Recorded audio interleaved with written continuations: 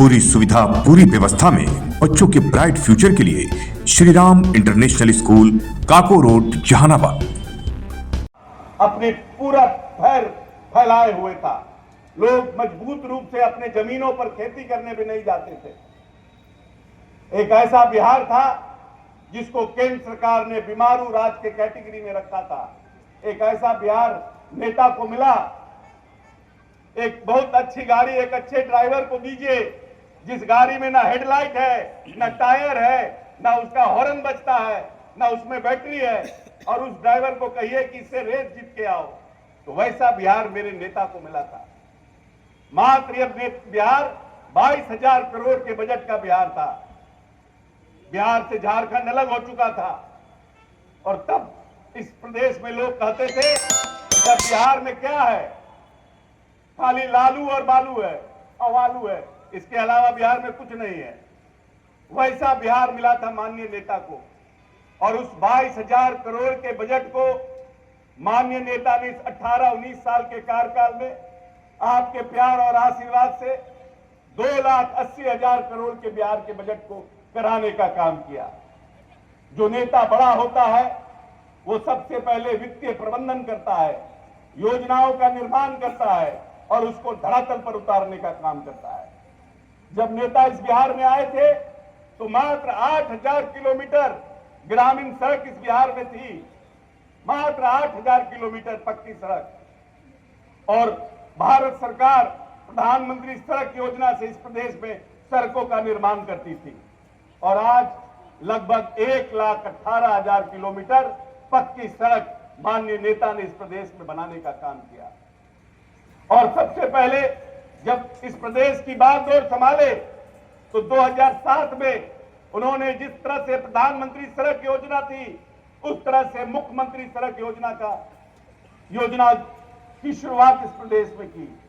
और उनको इस बात का एहसास था कि जब तक हमारे प्रदेश के किसानों का जो सुदूर इलाकों में जो उनकी उपलब्धि है, चाहे वो दूध हो, चाहे वो खेत में हमारी सब्जी हो, फल हो, धान हो, मक्का हो, दलहन हो, जब तक मुख्य बाजार में सही समय पर नहीं आएगा तब तक हम अपने किसानों की आमदनी को नहीं बढ़ा सकते हैं। और इसलिए नेता ने तमाम बिहार के जो सुदूर इलाके थे उसमें सड़कों का निर्माण करने का काम किया। और उन्होंने इस प्रदेश में घोषणा की कि बिहार में किसी कोने से पटना राजधानी पहुंचने का हम नियत समय 5 घंटा है, और हम 5 घंटा में बिहार में कहीं से भी पहुंचने का काम करेंगे। और माननीय नेता ने यह करके दिखाया। पूरे प्रदेश में जो औसत आमदनी थी बिहार में वो मात्र 7,000 रुपया थी। पर कैपिटा इनकम जो औसत आमदनी प्रति व्यक्ति बिहार में थी वो मात्र 7,000 रुपया थी। और आज 18 साल के कार्यकाल में इसको माननीय नेता ने 37,000 करने का काम किया है। अभी भी हम जो हमारा नेशनल ग्राफ है, जो हमारा नेशनल औसत है, उससे हम कम हैं, लेकिन फिर भी हम बढ़ने का काम किए हैं। कृषि के क्षेत्र में नेता ने कृषि रोड मैप 1, 2 और 3 लागू करके इस प्रदेश के किसानों को सबल बनने का प्रयास कराया। और आपको जान के प्रसन्नता होगी कि धान के उत्पादन में हमने दुगना, दलहन में हमने 1.5 गुना और मक्का में हमने लगभग 2.5 गुना उत्पादन बढ़ाने का काम किया है। और देश का जो सबसे बड़ा कृषि के क्षेत्र में पुरस्कार है कृषि क्रमण्य पुरस्कार, वो पिछले 5 साल से बिहार को दिलाने का काम माननीय नेता नीतीश कुमार ने किया है।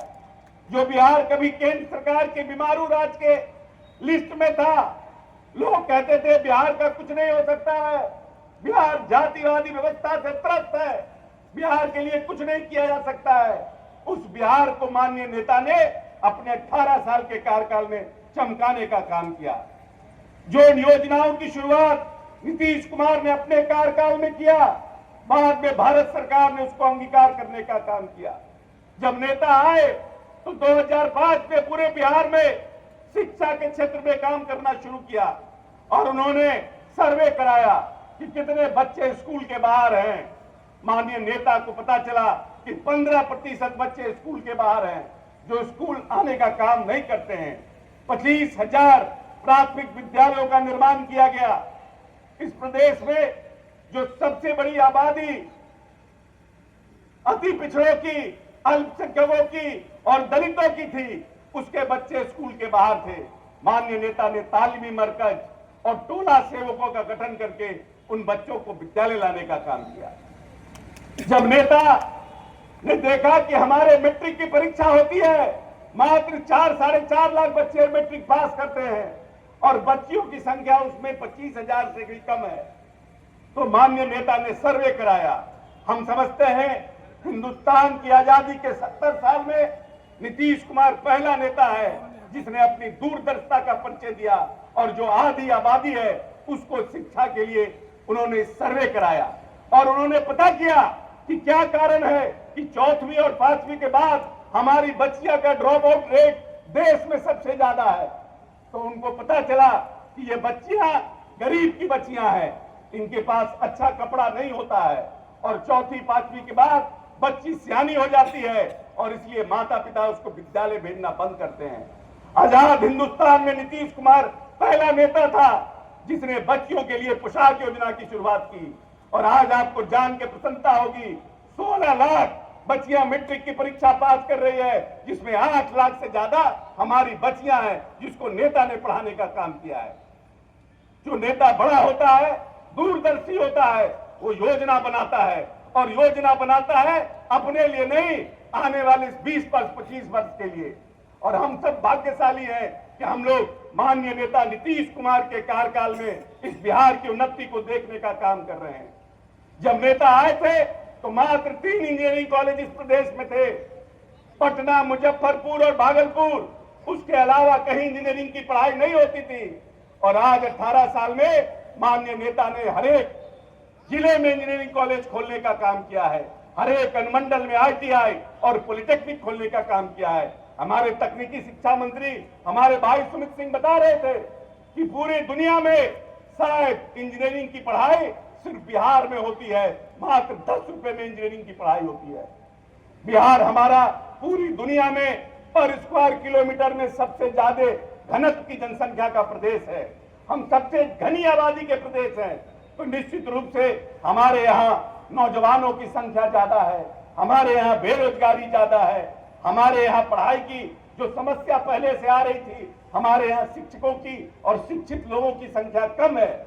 माननीय नेता ने निर्णय किया कि हम सभी नौजवानों को अपना कौशल विकास करेंगे और उसके लिए उन्होंने इंजीनियरिंग कॉलेज, ITI और पॉलिटेक्निक खोलने का काम किया कि जो बड़ी आबादी हमारे नौजवानों की है उनको हम कौशल उनका हम विकसित करेंगे, जिससे आने वाले समय में कहीं भी जाकर वो काम ले सकते हैं।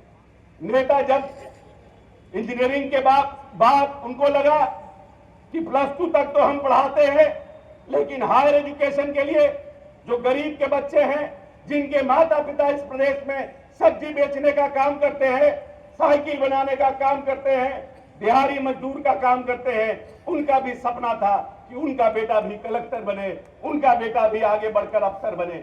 उसके लिए भी माननीय नेता ने इस प्रदेश में स्टूडेंट क्रेडिट कार्ड योजना की शुरुआत की और उन्होंने बच्चों को कहा कि आप 4 लाख रुपया सरकार से लो और अपनी पढ़ाई पूरी करो, और अगर तुमको देने में दिक्कत होगा तो हम ये पैसा भी भविष्य में माफ कर देंगे, लेकिन पैसा स्टूडेंट क्रेडिट कार्ड का लो और लेकर के पढ़ाई करने का काम करो।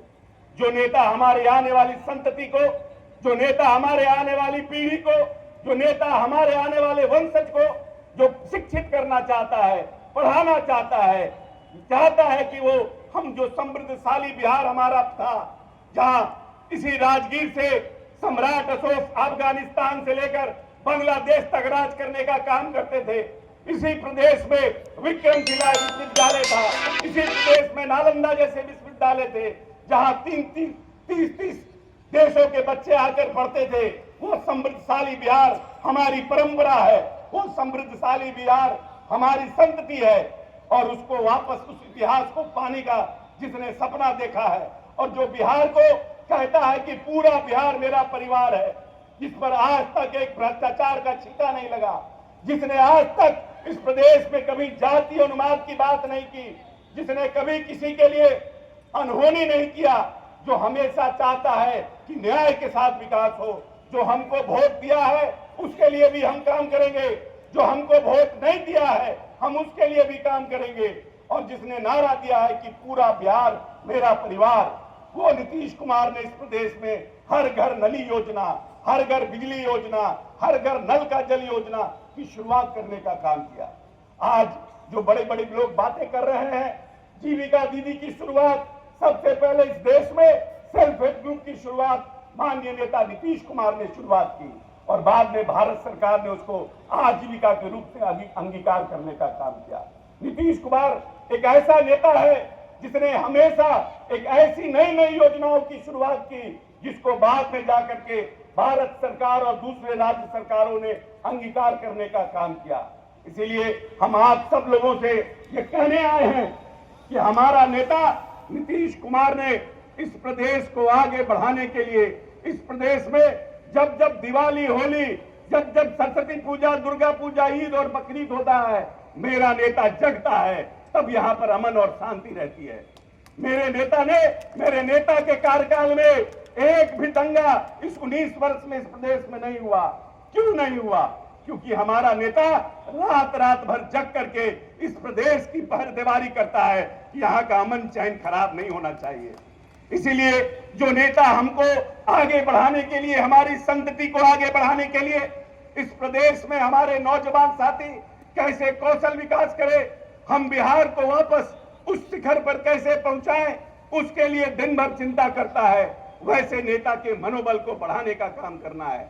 जो लोग आज बड़ी बड़ी बातें कर रहे हैं और आपके बीच आते हैं, 2020 में जब चुनाव हो रहा था, माननीय नेता ने घोषणा किया था कि हम 10 लाख नौकरी और 20 लाख रोजगार देने का काम करेंगे और तब हम चुनाव में दोबारा 2025 में जाएंगे। उस समय जो लोग आज बड़ी बड़ी बातें कर रहे हैं हमारे साथ नहीं थे, वो लोग हमारे साथ नहीं थे घोषणा में, लेकिन जब नीतीश कुमार ने उसको इंप्लीमेंट करना शुरू किया, तो अब कहते हैं क्योंकि बीच में हमारे साथ आ गए थे, तो कहते हैं कि हमने कराना शुरू कर दिया। पूरे माननीय नेता के कार्यकाल में सुमित जी बता रहे थे लगभग 34 लाख रोजगार और 34 लगभग नौकरी देने का काम नीतीश कुमार ने किया है। इनके मां बाप को भी इस प्रदेश में जिम्मेवारी मिली थी और लोगों ने प्यार और स्नेह से उनको ताकत देने का काम किया था, लेकिन उनके समय में जो सबसे प्रसिद्ध चीज हुआ था वह हुआ था चरवाहा विद्यालय। इनकी सोच चरवाहा विद्यालय तक सीमित है। ये दलित और पिछड़े के बच्चों को भैंस पर चढ़ा करके और किताब देकर चरवाहा विद्यालय भेजने का काम करते थे। और मेरे नेता ने इस प्रदेश में engineering college, medical college, ITI और पॉलिटेक्निक खोल करके हमारे विश्वविद्यालयों को खोलकर हमारे बच्चों को पढ़ाने का काम करने का काम किया। जो लोग इस प्रदेश में लाठी गुवामन तेल पिलावन रैली करते थे और मेरे नेता सुशासन के काम को लेकर के प्रदेश का भ्रमण करते हैं, यह विचारधारा की लड़ाई है, ये आइडियोलॉजी की लड़ाई है कि जो लोग सत्ता में थे उनके समय में गाड़ी से 5-5 नाल राइफल घूमता था और लोग लाठी पिलावन और लाठी घुमावन रैली के नाम पर चंदा काटते थे। आज हम बहुत गर्व से कह सकते हैं कि कोई व्यापारी कह नहीं सकता है कि कोई जबरदस्ती 5 रुपए का सरस्वती पूजा का चंदा भी इस प्रदेश में किसी को काट सकता है। अगर कंप्लेन करेगा तो वो जेल के अंदर जाएगा। ये हमारे नेता का सुशासन है। इसीलिए अपने नेता के मनोबल को बढ़ाने के लिए, अपने पार्टी के मनोबल को बढ़ाने के लिए हम सब लोगों को दिन रात माननीय नेता के लिए काम करने की आवश्यकता है, क्योंकि माननीय नेता के हाथों में ये बिहार महफूज है और बड़ी मुश्किल के बाद बिहार एक लंबी छलांग लगाने को तैयार बैठा हुआ है। जो आने वाला 25 और 30 का समय है, ये बिहार के औद्योगिकरण का समय है, ये बिहार में रोजगार का समय है, ये बिहार को एक लंबा विकसित बिहार बनाने का लंबा छलांग का समय है। इसीलिए अपने नेता के साथ मजबूती से खड़ा रहना है, अपने नेता की भावना को समझना है, अपनी नेता को ताकत देना है और इस प्रदेश में दोबारा एनडीए की सरकार बनाना है। और हम भारतीय जनता पार्टी के जो प्रधानमंत्री जी हैं उनको भी धन्यवाद देते हैं कि इस लोकसभा चुनाव में जब एनडीए की सरकार भारत में बनी और बिहार में आपने समर्थन दिया, प्रधानमंत्री जी ने इस प्रदेश को, नेता ने नहीं कहा कि हमको ये मंत्रालय चाहिए, हमको इतना मंत्री चाहिए। माननीय नेता ने कहा या तो हमको विशेष राज्य का दर्जा मिले या तो हमको इस प्रदेश में विशेष धन की व्यवस्था हो जिससे हमारा प्रदेश आगे जाए। और माननीय प्रधानमंत्री जी ने एक पहला फेज जो हमारा है उसको बिहार को 10,000 करोड़ देने का काम किया है और आने वाले समय में फिर उन्होंने आश्वस्त किया है कि हम और आपको पैसा देंगे। और जो हम प्रयास कर रहे हैं, जो हम कहना चाहते हैं आपको कि ये 25 और 30 के बीच में बिहार एक बड़ी लंबी छलांग लगाने वाला है, जिससे न सिर्फ नौजवानों को बहुत बड़ी राहत मिलेगी, उद्योग भी बढ़ेंगे और हमारी आमदनी जो 37,000 रुपया भी हुआ है वो भी आगे बढ़ने का काम करेगा। इसीलिए माननीय नेता के मनोबल को बढ़ा के रखना है और अपने मनोबल को भी बढ़ा के रखना है कि 10 साल लगभग माननीय नेता केंद्रीय मंत्री रहे और लगभग 19 वर्ष आपके प्यार आशीर्वाद से बिहार का मुख्यमंत्री रहे। एक छींटा भी माननीय नेता के ऊपर नहीं है, एक छींटा भी लगाने का काम माननीय नेता पर कोई नहीं कर सकता है कि माननीय नेता ने किसी के साथ आगे बढ़कर के मदद करने की कोशिश की हो, किसी को फेवर किया हो। माननीय नेता सिर्फ और सिर्फ इस बिहार को आगे बढ़ाने का काम किए हैं। और जातीय गणना इस प्रदेश में जब हुआ, लंबे समय से पेरियार साहब, कर्पूरी ठाकुर, ज्ञानी जैल सिंह बार बार कहते थे कि जिसकी जितनी आबादी उसकी उतनी हिस्सेदारी, लेकिन उसको अमली जामा कोई नहीं पहना पाया था। हम धन्यवाद देते हैं अपने नेता नीतीश कुमार को, जो एक लंबी लड़ाई आजादी के पहले से लड़ी जा रही थी। उस लड़ाई को माननीय नेता ने सरकारी ठप्पा बिहार में लगाने का काम किया और जातीय गणना करा करके इस प्रदेश के नहीं पूरे देश की जनता और सरकार का आंख खोलने का काम किया कि जो बड़ी आबादी जिनके वोट पर हम सरकार बनाते हैं उनके लिए किन योजनाओं का हम निर्माण करें, उनको कैसे हम मुख्य धारा में लाने का काम करें, कैसे राजनीतिक, आर्थिक और सामाजिक रूप से उनको हम सबल करने का काम करें। इसका काम माननीय नेता नीतीश कुमार ने किया है और नीतीश कुमार ने जिसकी जितनी आबादी उसकी उतनी हिस्सेदारी को सरकारी ठप्पा लगा करके इस प्रदेश की जो बड़ी आबादी इसकी लड़ाई लड़ रही थी उसको आवाज देने का काम किया है। इसीलिए आइए हम सब मिलकर के माननीय नेता के मनोबल को और अपने पार्टी के परचम को मजबूती से थामे रखें और आने वाले समय में दोबारा इस प्रदेश में नीतीश कुमार के नेतृत्व में एनडीए की सरकार भविष्य में बने, ऐसी भगवान से भी कामना करें और धरती पर अपने कार्यकर्ताओं के बीच में भी जाकर के अपने नेता के बातों को बताने का काम करें। बहुत बहुत धन्यवाद। जय बिहार, जय नीतीश कुमार। बेहतर शिक्षा सही मंजिल, Ramakrishna Paramhansa Vidyalaya affiliated to CBSE New Delhi, 10+2 तक मान्यता प्राप्त। बच्चों के स्वर्णिम भविष्य के लिए डायरेक्टर चंद्रभूषण शर्मा उर्फ भोला बाबू के निर्देशन में बच्चों की जिंदगी को सही राह दिखाता रामकृष्ण परमहंस विद्यालय, यानी बच्चों का ब्राइट फ्यूचर।